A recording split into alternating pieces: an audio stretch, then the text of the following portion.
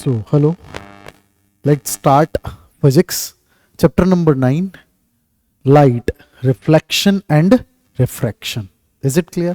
So, हम सीधा सीधा टॉपिक से स्टार्ट कर रहे हैं. It's our demo class. So demo के अंदर हम स्टार्ट कर रहे हैं सबसे पहले स्फेरिकल मिरर्स के बारे में. किसके बारे में? सबसे पहले हम समझेंगे कि स्फेरिकल मिरर्स क्या है. ठीक. एक्चुअल में मिरर क्या होता है सर? ग्लास होता है. ग्लास की एक साइड की सरफेस जो होती है उस पर पॉलिश या कलर किया जाता है ना. एक जो सरफेस है उसको पॉलिश कर दिया, जबकि दूसरी सरफेस जो है, दूसरी तरफ की सरफेस जो है उसके ऊपर आप देखते हैं कि वहां से लाइट का रिफ्लेक्शन होता है. क्या होता है? लाइट का reflection. So that is the mirror. But spherical mirror क्या होता है सर? एक स्फीयर लिया जाता है. अगर कोई स्फेरिकल ग्लास है, उस ग्लास में से एक पार्ट को कट कर लिया जाता है. अगर मैं इसको ऐसा एज्यूम करूं तो मैं कह सकता हूं कि सर ये पूरे स्फीयर में से एक पार्ट जो था उसको कट कर लिया. कट करने के बाद वो जैसे मेरे ये हाथ दिख रहा है इस शेप में आपको दिखेगा. ठीक है, ये 3D शेप ऐसा रहेगा. क्लियर है? अब यहां पर अगर मैं इसको 2D में बनाऊं तो सर 2D में वो ऐसा बनेगा. देखना जरा, 2D में वो इस तरह से बनेगा. Is it clear? ठीक है, इस टाइप का बन रहा है. नाउ आपने क्या किया, अगर उसके एक्सटीरियर पार्ट पर पॉलिश कर दिया, यानी कि ये पार्ट जो है, ये अंदर का पार्ट आपने क्या रखा बेटा? सर ये रखना हमने रिफ्लेक्टिंग पार्ट या रिफ्लेक्टिंग सरफेस. ये सामने वाली है, इंटीरियर अंदर की है, तो ये अंदर से केव लाइक है. दैट्स वाई इसको कहते हैं कॉनकेव मिरर. क्या कहते हैं? Getting my point?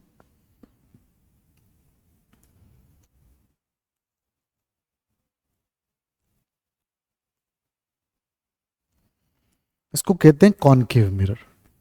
जबकि अगर आपने अंदर पॉलिश कर दिया, दैट मींस अंदर की तरफ पॉलिश कर दिया, अगर इधर वाले पार्ट को यानी कि इस बाहर वाले पार्ट को, एक्सटीरियर पार्ट को अगर आपने रिफ्लेक्टिंग सरफेस रखा तो ऐसे मिरर को कहा जाता है convex mirror. As you can clearly see that कि सर ये एक्सटीरियर पार्ट जो है, एक्सटीरियर वाला हिस्सा जो है वो रिफ्लेक्टिंग है. दैट्स व्हाई कॉन्वेक्स इसको कहेंगे. जिसमें एक्सटीरियर जो है वो रिफ्लेक्टिंग होता है, वो कॉन्वेक्स होता है, और जो दूसरा बच गया वो क्या होता है? कॉनकेव. इस मैनर से भी आप स्फेरिकल मिरर्स को याद रख सकते हैं. Clear? Now if you talk about कि सर इसकी कुछ रिलेटेड जो टर्म्स हैं तो उनकी बात करेंगे, बिकॉज जब हम इमेज फॉर्मेशन को समझना है तो कुछ हमें टेक्निकल टर्म्स जो हैं मिरर्स से रिलेटेड उसको समझना पड़ेगा. तो कुछ टर्म्स को हम लेकर के डिस्कस करने जा रहे हैं. सबसे पहली टर्म जो है that is centre of curvature. क्या बेटा? Centre of curvature. कर्वेचर का सेंटर क्या है ना, उसकी बात है. As I already told you कि सर कॉनकेव हो या कॉन्वेक्स, ये मिरर जो है एक स्फेरिकल मिरर में से आप कह सकते हैं कट किया जाता है. तो अगर स्फीयर में से कट किया गया है तो सर उस स्फीयर का कुछ ना कुछ तो सेंटर रहा होगा. उस स्फीयर का जो भी सेंटर होगा वो क्या कहलाएगा? Centre of curvature. मैं क्या कहना चाहता हूं, एग्जाम्पल के लिए मैंने यहां पर एक कॉनकेव मिरर लिया. कौन सा मिरर लिया? कॉनकेव मिरर लिया. ये कॉनकेव मिरर किसी स्फीयर में से कट किया गया. लेट से मैं ऐसा एज्यूम कर रहा हूं कि इसको आपने यहां से कट किया, इसमें से कट किया है. ठीक है, तो ये जिस इमेजिनरी स्फीयर में से इसको कट किया है उसका जो भी सेंटर रहा होगा वो इसका क्या कहलाएगा? Centre of curvature. तो आप कहेंगे it is centre of that imaginary sphere of which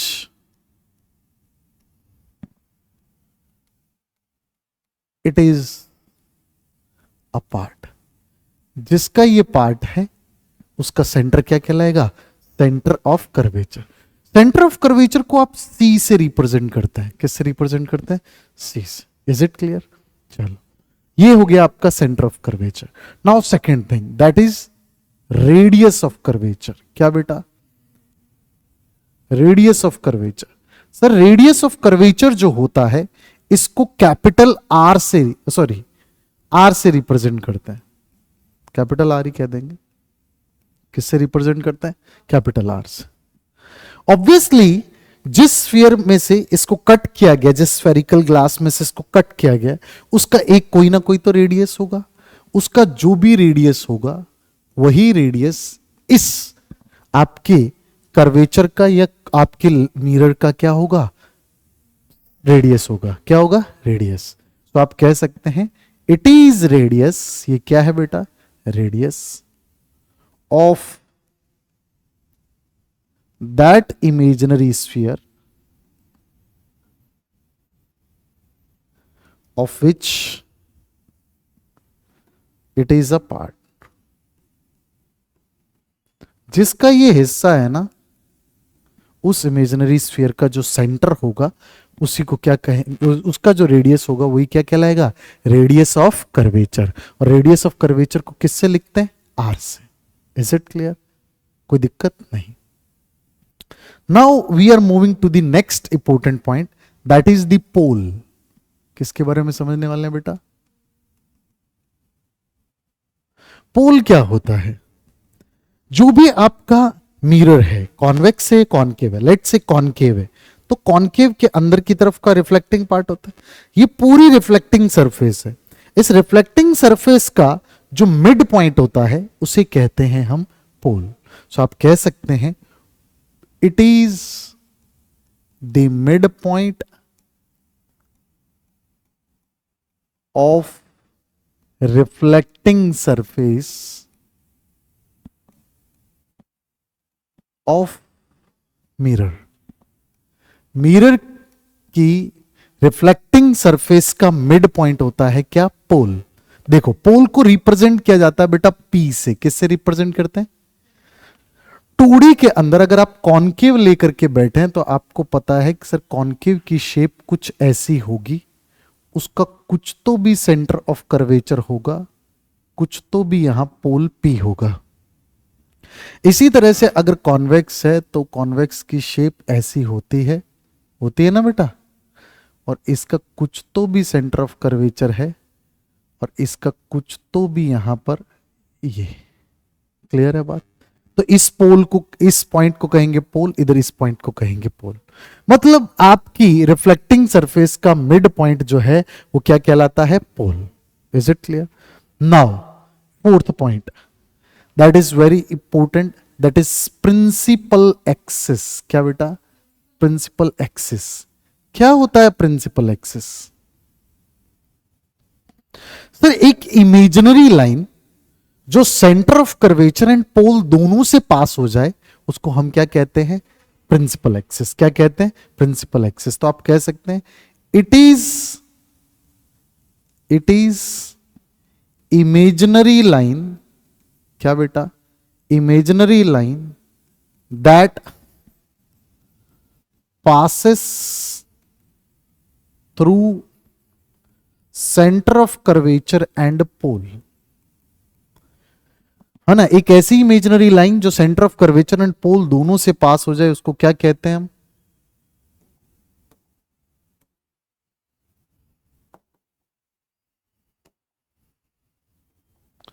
so simply आप कह सकते हैं कि सर इस तरह की एक इमेजिनरी लाइन जो एक्चुअल में एग्जिस्ट तो नहीं करती,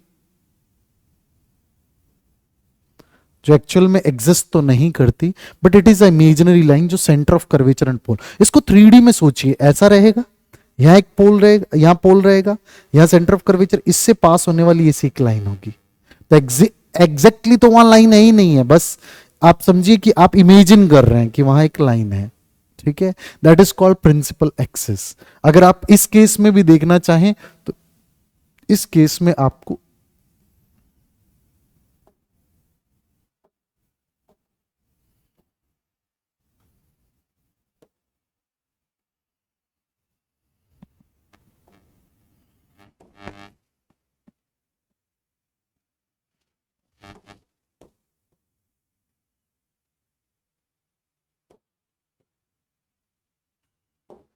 क्लियर?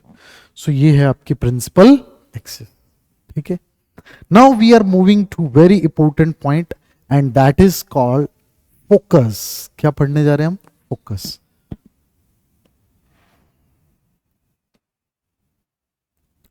हम फोकस को दो पार्ट में समझने वाले हैं। पहले हम कॉन्केव मिरर के लिए समझ रहे हैं। कौन सा मिरर है बेटा? Concave mirror.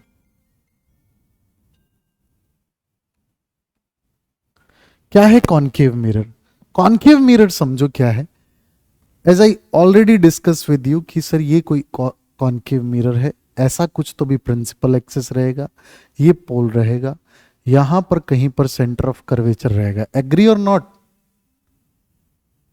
ऐसा ही कुछ होगा ना बेटा? ऐसा ही होगा? Yes or no? Now definition क्या देंगे कि द रेज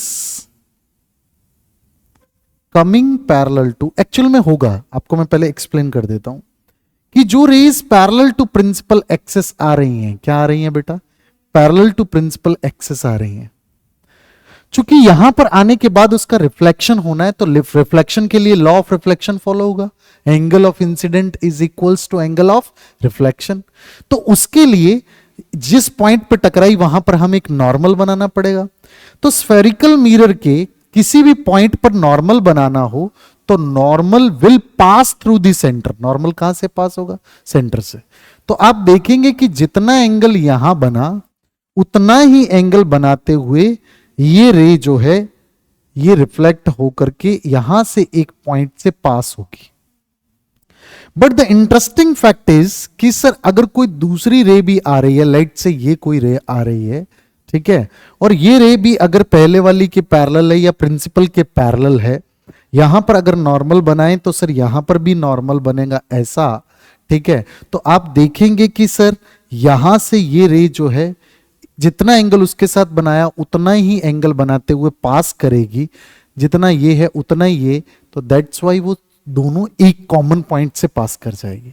तो हम कह सकते हैं कि जो प्रिंसिपल एक्सिस के पैरेलल रे आ रही हैं वो after reflection passes through a common point, और ये कॉमन पॉइंट इस प्रिंसिपल एक्सिस पे लाई करता है, और इसी पॉइंट को हम क्या कहते हैं? Focus. The rays coming parallel to the principal axis after reflection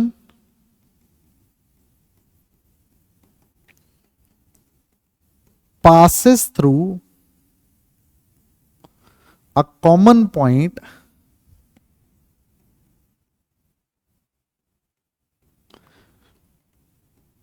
on principal axis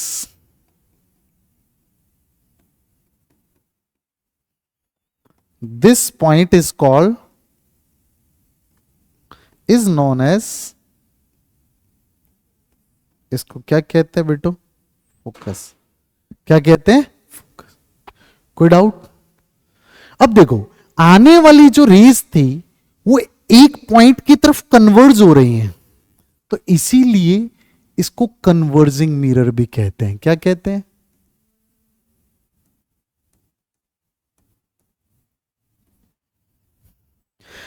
इस फोकस की पोल से जो डिस्टेंस है इसको स्मॉल एफ से लिखा जाता है and that is called focal length. क्या कहते हैं बेटा?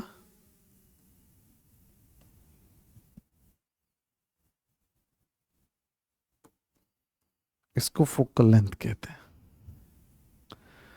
ठीक है, सो यहां पर आप देख रहे हैं कि ये कन्वर्जिंग मिरर है और ये फोकल लेंथ है फोकस की पोल से डिस्टेंस को। ठीक है, अब हम दूसरा मिरर की बात करें, that is convex mirror.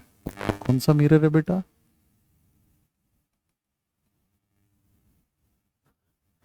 Late से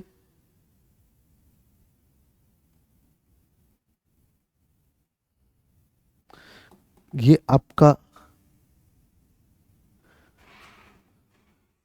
कॉन्वेक्स मिरर है, यहां कहीं तो भी सेंटर ऑफ कर्वेचर रहेगा, ये आपका पोल है। ठीक है, इस केस के अंदर जो रेस पैरेलल आई, समझना जरा, राइट से ये कोई रे पैरेलल आई प्रिंसिपल एक्सिस के, आपको भी पता है कि सर पैरेलल आई यहां पर जो भी नॉर्मल बनाना है वो सेंटर ऑफ कर्वेचर से पास होगा। तो सर जितना एंगल इसके साथ इस रे ने बनाया उतना ही एंगल आफ्टर रिफ्लेक्शन इसको बनाना पड़ेगा, तो ये इस तरह से डाइवर्ज हो जाएगी। अरे agree or not? And if you will extend it, अगर आप इसको एक्सटेंड करेंगे then it will pass through a point. If you are extending it, it's like कि यहां से ये रे निकल करके आ रहा है, क्योंकि यहां से रे आया, यहां से रे गया, तो हम कह सकते हैं यहां से जा रहा है। सिमिलर मैनर के अंदर अगर कोई दूसरा रे भी है, then you will feel that कि सर अगर इस यहां से नॉर्मल बनाए तो नॉर्मल ऐसा बनेगा, and we are aware of that कि sir law of reflection follow होगा, ये सेम एंगल बनाएगा।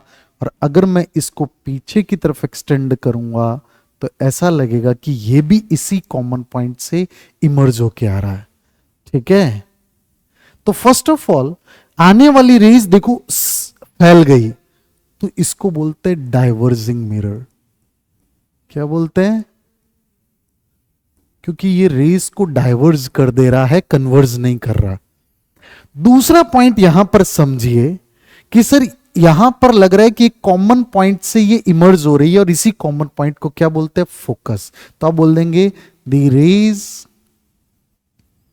Coming parallel to principal axis after reflection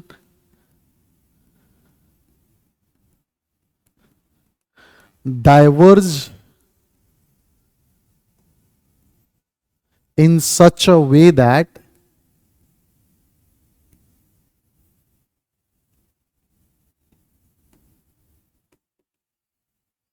if extended it seems that emerging from common point, कहां से इमर्ज हो रहा है? Common point. और ये कॉमन पॉइंट कहां है? On principal. और इसी पॉइंट को हम क्या कहते हैं बेटा? फोकस। ये जो फोकस है इसकी जो भी डिस्टेंस है पोल से, इसको कहेंगे फोकल लेंथ। क्या कहेंगे? बताओ, कोई डाउट है? So in this manner you can understand what is the focus, और फोकस को किस तरीके से आपको फाइंड आउट करना है। वेरी सिंपल, समझ में आया बात? नाउ इसको समझने के बाद हम थोड़ा सा साइन कन्वेंशन को समझेंगे, कुछ और सिंबल्स है जिनको समझेंगे। फर्स्ट ऑफ ऑल हम यहां पर समझ लेते हैं यू के बारे में। ठीक है, तो देखना जरा यू क्या होता है। सर यू होता है डिस्टेंस ऑफ ऑब्जेक्ट, कहां से? From pole. कोई भी ऑब्जेक्ट किसी मिरर के पोल से कितनी डिस्टेंस पे पड़ा है, उस डिस्टेंस को मेजर करते हैं किससे? यू से। ठीक। दूसरा वी, डिस्टेंस ऑफ इमेज। क्या बेटा? डिस्टेंस ऑफ इमेज कहां से? From pole. कहां से ली जाती है इसको भी? ठीक। नाउ यूवी के बाद एफ। एफ क्या है बेटा? Sir focal length. और फोकल लेंथ क्या है आप जानते हैं? Distance of focus, distance of focus from pole. और ऐसा कहते हैं कि जनरली एफ जो होता है ये रेडियस ऑफ कर्वेचर का क्या होता है? Half. These are the key things that you should know, you must know. क्योंकि यूवीएफ नहीं पता होगा तो आप कुछ नहीं कर पाएंगे। सो एफ हमेशा हमारे चैप्टर्स जो भी हम पढ़ रहे हैं, क्योंकि हम जो एक लेवल तक पढ़ते हैं चीजों को, तो वहां हम फोकल लेंथ हमेशा रेडियस ऑफ कर्वेचर का हाफ लेकर के चलते हैं। ठीक है, now we are moving towards ray diagrams. But to understand ray diagrams, we need to understand some kind of rays. तो हम यहां पर रेज को पढ़ने जा रहे हैं कि हम कौन कौन सी रेज हैं जिनका यूज करके क्या बना सकते हैं, डायग्राम। ठीक है, तो सबसे पहली रे है कि अगर कोई ray, if ray coming parallel to principal axis, principal axis के अगर कोई रे पैरेलल आए तो क्या होगा, इसको समझना है हमें। ठीक, तो if ray is coming parallel to the principal axis, first of all हम कॉनकेव मिरर को ले रहे हैं, तो कॉनकेव के अंदर क्या होगा सर, अगर ये कोई हमारा पोल है, यहां कोई सेंटर ऑफ कर्वेचर है, यहां हमारा फोकस है, तो हमने पहले भी सीख लिया कि सर अगर ray parallel to principal axis आएगी तो रिफ्लेक्शन होने के बाद ये कहां से पास कर जाएगी, फोकस से। ठीक, लेकिन एट द सेम टाइम अगर कोई दूसरा मिरर है और वो मिरर है कॉन्वेक्स मिरर, उसमें क्या होगा, तो उसको अगर हम समझना चाहें तो वो भी समझ सकते हैं कि सर यहां अगर उसका पोल है, यहां कहीं सेंटर ऑफ कर्वेचर है, यहां कहीं फोकस है, तो रेज जो पैरेलल आएगी वो इस तरह से डाइवर्ज होगी। क्या होगी बेटा, इस तरह से डाइवर्ज होगी कि हमें लगेगा कि it is emerging from a focus. ये कहां से इमर्ज हो रहा है बेटा, फोकस से इमर्ज हो रहा है। ठीक है, सो रे coming parallel after incidenting or after reflecting from convex mirror, it diverges in such a manner that हमें लगेगा it is emerging from focus। समझ में आई बात? ठीक, ये तो है कोई अगर रे पैरेलल आए। दूसरा, इफ रे पासिंग, है ना, थ्रू फोकस, या तो फोकस से पास कर जाए, या फिर हम कहें इफ एक्सटेंडेड देन पासेस, अगर हम उसको एक्सटेंड करें तब पास कर जाए तो क्या होगा।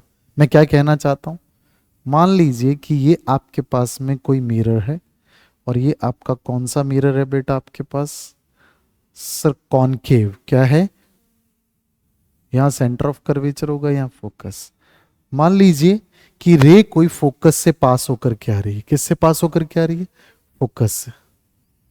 तो अगर ऑलरेडी कोई रे फोकस से पास करके आ रहा है तो रिफ्लेक्शन के बाद वो रे क्या हो जाएगा, पैरेलल। क्या हो जाएगा बेटा, पैरेलल आया तो after reflection passes through focus, और अगर passing through the focus after reflection becomes parallel. But इस केस के अंदर फोकस से तो पास हो नहीं सकता, तो इस केस के अंदर ऐसा हो सकता है कि अगर आपके पास में कॉन्वेक्स मिरर है, और कॉन्वेक्स मिरर के अंदर ये आपका पोल है, यहां सेंटर ऑफ कर्वेचर है, यहां फोकस है, लेट से कोई रे आ रहा है और हमें ऐसा लग रहा है कि it will pass through the, अगर हम इसको एक्सटेंड कर दिए तो ये कहां से पास होगा, फोकस से। तो ऐसी सिचुएशन के अंदर आफ्टर रिफ्लेक्शन ये क्या बन जाता है बेटा, पैरेलल। क्या बन जाता है,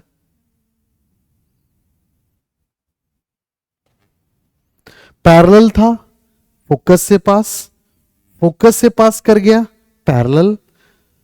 अगर पैरेलल था तो इस तरह से डाइवर्ज होगा कि हमें लगेगा फोकस से आ रहा है, और इफ इट इज सीमिंग कि ये फोकस से एक्सटेंड करने पे पास हो जाएगा, then after reflection it becomes parallel to the principal axis. ये दो टाइप की आपने रेस पढ़ी। तीसरी, सेंटर ऑफ कर्वेचर से पास होने वाली रे। किससे पास होने वाली रे, सेंटर ऑफ कर्वेचर। आप कहेंगे रे passing through centre of curvature, कहां से पास हो, सेंटर ऑफ कर्वेचर से अगर रे पास हो रही है तो ये रे क्या करेगी, कॉनकेव हो या कॉन्वेक्स, अगर रे सेंटर ऑफ कर्वेचर से पास हो रही है या यूं लगे पास हो जाएगी अगर एक्सटेंड करने पर, तो इस केस के अंदर रे अपने पाथ को रिट्रेस करेगी। क्या करेगी? रिट्रेस, मतलब जिस पाथ से आई उसी पाथ से रिटर्न जाएगी। आप समझिए, लेट से आपके पास कॉनकेव मिरर है,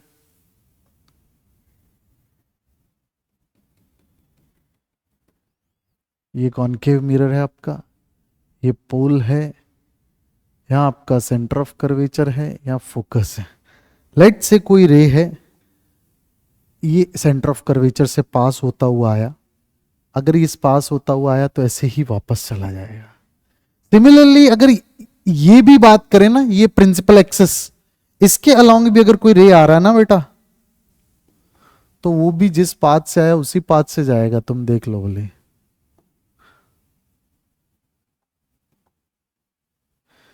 क्योंकि ये भी सेंटर ऑफ कर्वेचर से जाए, जिस पाथ से गया उसी पाथ से रिफ्लेक्ट होकर के वापस पास कर जाएगा। गेटिंग माई पॉइंट और नॉट? क्लियर? तो दिस इज द वे आप कह सकते हैं कि है। अब मान लीजिए अगर कॉनकेव की जगह कॉन्वेक्स मिरर हो सर, तब क्या होगा?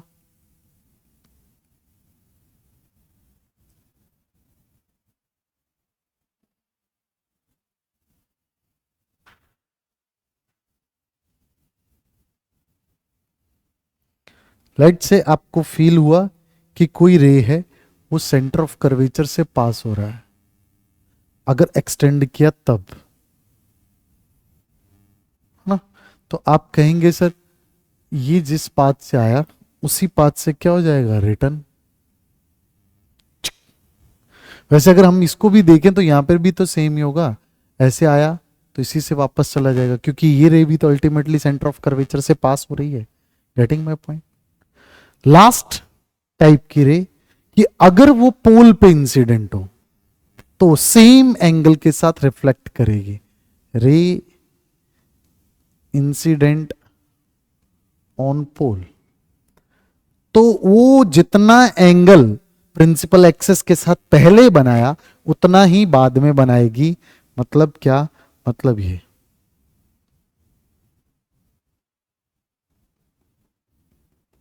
Getting my point? समझ आ रहा ना? ठीक है, चलिए। तो सर अगर ऐसा करके कोई है, ये हमारा पोल है, यहां हमारा सेंटर ऑफ कर्वेचर है, यहां हमारा फोकस है, अगर कोई रे ने आकर के इधर ऐसा इंसिडेंट हुआ, जितने एंगल से इंसिडेंट हुआ उतने ही एंगल से रिफ्लेक्ट कर जाएगा। समझ में आई बात? ठीक है। अब सिमिलर मैनर के अंदर आप देखिए,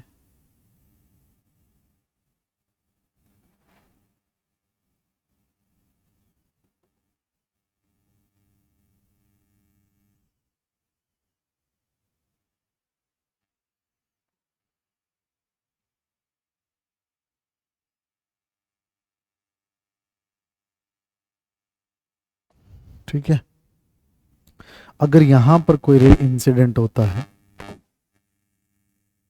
जितने एंगल से इंसिडेंट हुआ उतने ही एंगल से क्या करेगा? Reflect back. डाइवर्ज ही तो होना है। So in this manner you can say that हमारे पास चार टाइप की रेज हैं। फोकस से पास हो तो प्रिंसिपल एक्सेस के पैरेलल, प्रिंसिपल एक्सेस के पैरेलल हो तो फोकस से पास करेगा, दो। सेंटर ऑफ कर्वेचर से पास हो तो no reflection, sorry no change of path, retrace करेगा अपने ओरिजिनल पाथ को। और फोर्थ, अगर पोल पे इंसिडेंट हो तो सेम एंगल के साथ क्या कर जाएगा? रिफ्लेक्ट हो जाएगा। Getting my point? So in this manner आप चीजों को समझ सकते हैं कि बहुत सिंपल है। ठीक है, now we are moving to the image formation. किस पे जा रहे हैं हम? सबसे पहले हम इमेज फॉर्मेशन, रे डायग्राम बनाने को कहते हैं। इसे इमेज फॉर्मेशन कह दो, रे डायग्राम फॉर्मेशन कह दो, बात एक ही है। तो आप सीखने जा रहे हैं इमेज फॉर्मेशन, या मैं कहूं रे डायग्राम्स। क्या बेटा? सबसे इंपॉर्टेंट थिंग है, अगर आप इसको बहुत अच्छे से समझना चाहते हैं, मतलब इस चैप्टर को स्पेशली रिफ्लेक्शन पार्ट को, तो आपका इमेज फॉर्मेशन आना चाहिए, क्योंकि if you know the image formation, if you know the रे diagrams, numerical becomes very easy for you, क्योंकि आप सिचुएशंस को इमेजिन कर सकते हैं, ऑब्जेक्ट कहां पड़ा है, कैसा पड़ा है। सो जब आप इमेज फॉर्मेशन की बात करते हैं, रे डायग्राम्स की बात करते हैं, तो सबसे पहले हम डिस्कस करेंगे कॉनकेव मिरर के लिए। किसके लिए बात करेंगे? Concave mirror. कौन सा मिरर बेटा? कॉनकेव मिरर के 6 केसेस को डिस्कस करेंगे। कितने केसेस को? 6 केस को। तो केस फर्स्ट, केस 1 क्या है? केस 1 बेटा, ऑब्जेक्ट को रखा गया है इंफिनिटी पे। कहां रखा गया ऑब्जेक्ट को? Infinity. Object placed at infinity. अब आपके दिमाग में समझ आएगा कि सर ये इंफिनिटी क्या है। इंफिनिटी का मतलब है फोकल लेंथ के कंपैरिजन में काफी दूरी पर ऑब्जेक्ट पड़ा है। फोकल लेंथ है मान लो 10 सेंटीमीटर, जबकि ऑब्जेक्ट पड़ा है 10 मीटर पे। तो 10 सेंटीमीटर 10 मीटर के कंपैरिजन में बहुत छोटा है। In such manner you can say that object कहां पड़ा है? इंफिनिटी। ठीक है। इनफैक्ट 10 सेंटीमीटर के कंपैरिजन में तो 2 मीटर या 3 मीटर, 1 मीटर भी बहुत बड़ी डिस्टेंस है, 10 टाइम्स डिस्टेंस है। तो ऐसे केसेस के अंदर आप ऑब्जेक्ट को कंसिडर कर सकते हैं इंफिनिटी पे। जब हम ऑब्जेक्ट इंफिनिटी पे पड़ा है तो हम ऐसा एज्यूम करते हैं, या वैसे भी देखो इतनी दूर से जो आने वाली रेज हैं वो रेज सारी की सारी क्या होंगी? Parallel to principal axis. तो आप कहेंगे all rays are parallel to principal axis. क्या है बेटा?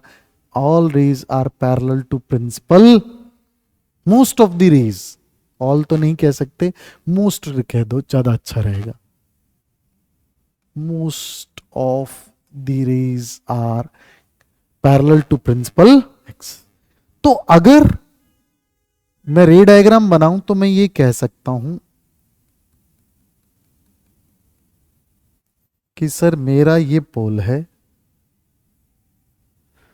ये मेरा सेंटर ऑफ कर्वेचर है, ये मेरा फोकस है। इंफिनिटी पे पड़े हुए ऑब्जेक्ट को आप यहां दिखा तो नहीं सकते, पर ये दिखा सकते हैं कि वहां से रेज ऑलमोस्ट सारी पैरेलल आ रही है। क्या आ रही हैं? और आने वाली पैरेलल रेज रिफ्लेक्शन के बाद कहां से पास होती हैं बेटू? फोकस से। कहां से पास होती हैं बेटा? जहां ये मीट करा, जहां ये मीट करी, वहां पर एक इमेज बनेगी। ठीक। रेज एक्चुअल में मीट कर रही हैं तो यहां पर इमेज बनेगी रियल। एक्चुअल में इमेज मीट कर रही हैं तो आप ये कहेंगे कि सर पोजीशन क्या है? सबसे पहले इमेज की देखना जरा। सर पोजीशन है इमेज की, कहां बन रही है? फोकस पे। कहां बन रही है बेटा? यानी कि जब ऑब्जेक्ट को इंफिनिटी पे रखा गया तो इमेज कहां बना? फोकस पे। दूसरा, रेज अगर ऑब्जेक्ट इतना बड़ा रहा होगा तो रेज तो कन्वर्ज होकर के एक पॉइंट पे मीट कर गई, तो ऑब्जेक्ट का साइज बहुत छोटा होगा। तो आप कह सकते हैं साइज क्या होगा इमेज का? ऑब्जेक्ट पॉइंट साइज क्या होगा बेटा? Rays coming parallel to principal after reflection passes through a common point. और ये कॉमन पॉइंट पे यहां पर चूंकि सारी रेज ऑलमोस्ट, मैंने क्या कहा, most of the rays parallel आ रही हैं, तो सारी फोकस पे मीट कर जाएंगी, तो इमेज क्या बन जाएगी? फोकस पे, और पॉइंट साइज बनेगी। जहां पर रेज एक्चुअल में मीट करी हैं, इसीलिए अगर आपको कोई पूछे कि नेचर कैसा है इमेज का, तो आप कहेंगे रियल। कैसा है? रियल। क्योंकि इमेज को बनाने के लिए रेज एक्चुअल में मीट कर रही हैं, रियल में मीट कर रही हैं, तो इमेज फॉर्म्ड क्या होगा? रियल। और रियल इमेज ऑलवेज कैसा होता है? इन्वर्टेड। कैसा होता है बेटा? इन्वर्टेड का मतलब है उल्टा।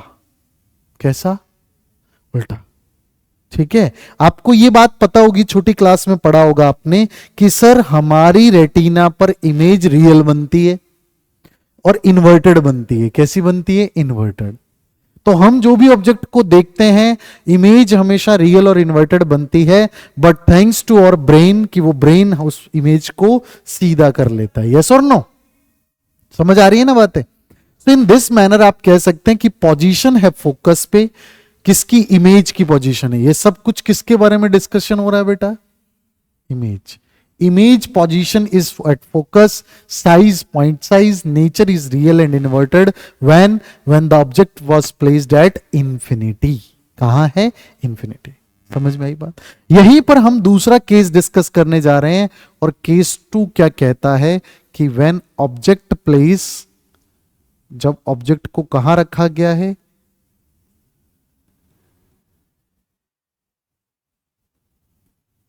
Behind centre of curvature. Centre of curvature के पीछे अगर ऑब्जेक्ट रखा जाए तो उस केस में कैसे होगा, उसकी बात करने जा रहे हैं कॉनकेव के लिए। सर ये आपका कॉनकेव मिरर है, यस और नो? ये आपका प्रिंसिपल एक्सिस है, ये आपका पोल रहेगा, यहां सेंटर ऑफ कर्वेचर, यहां लगभग फोकस। लेट्स से कि आपने ऑब्जेक्ट को यहां रखा। कहां रखा बेटा?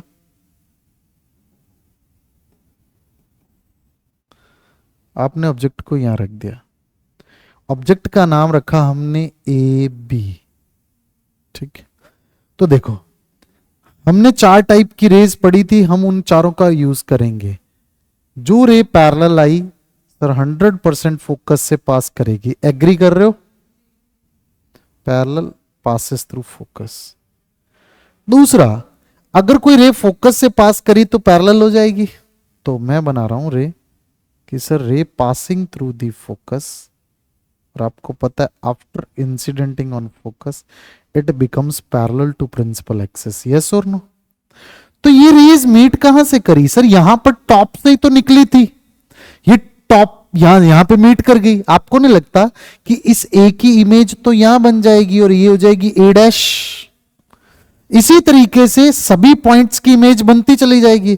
और आपको नहीं लगता कि सर यहां पर ये कुछ इमेज ऐसी बन जाएगी उल्टी? अरे यस और नो? समझ आया? नहीं आया? सर ये जो पॉइंट था, यहां से 2 रेज निकली, ये दोनों रेज यहां मीट करी। आपको नहीं लगता इस पॉइंट की इमेज यहां फॉर्म हो गई? इसी तरीके से नीचे वाले पॉइंट की इमेज फॉर्म होगी, पर सबको बनाएंगे तो हमारा डायग्राम डिफिकल्ट हो जाएगा। तो लास्ट में इसकी इमेज यहां बन जाएगी। तो ये जो ए था, ये ए यहां पर बन गया इमेज ए डैश, और ये बी का इमेज यहां बन गया, और इसको मैंने कह दिया बी डैश। क्या कह दिया? तो आपको नहीं लगता कि सबसे पहले पोजीशन तो बनी centre of curvature and focus के बीच में? कहां बनी? तो आप कह सकते हैं सर पोजीशन है at between centre of curvature and focus. Yes or no? Second thing, size क्या है बेटू? Sir size smaller than object है। ऑब्जेक्ट से छोटा है कि नहीं है? भाई आपका ऑब्जेक्ट तो इतना बड़ा था, है ना, जबकि ये कितना सा है? इतना सा। दैट मींस यहां से साइज क्या है? स्मॉलर। और थर्ड इंपॉर्टेंट थिंग, एक्चुअल में मीट कर रही है कि नहीं कर रही? रेज कर रही है। तो इसीलिए नेचर कैसा है आपकी इमेज का? सर नेचर है रियल, और इसके साथ साथ क्या है ये बेटा? इन्वर्टेड। क्या है बेटू? Getting my point? कोई प्रॉब्लम?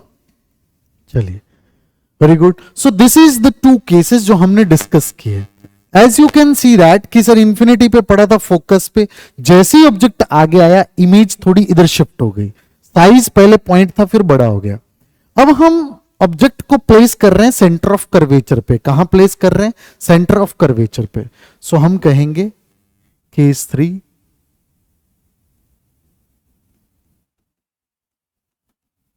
क्या? ऑब्जेक्ट प्लेस्ड एट, कहां प्लेस किया जा रहा है? सेंटर ऑफ कर्वेचर पे। सो जब इसको सेंटर ऑफ कर्वेचर पे प्लेस करेंगे तो कैसा इमेज बनेगा, उस पर डिस्कशन करते हैं। ठीक है?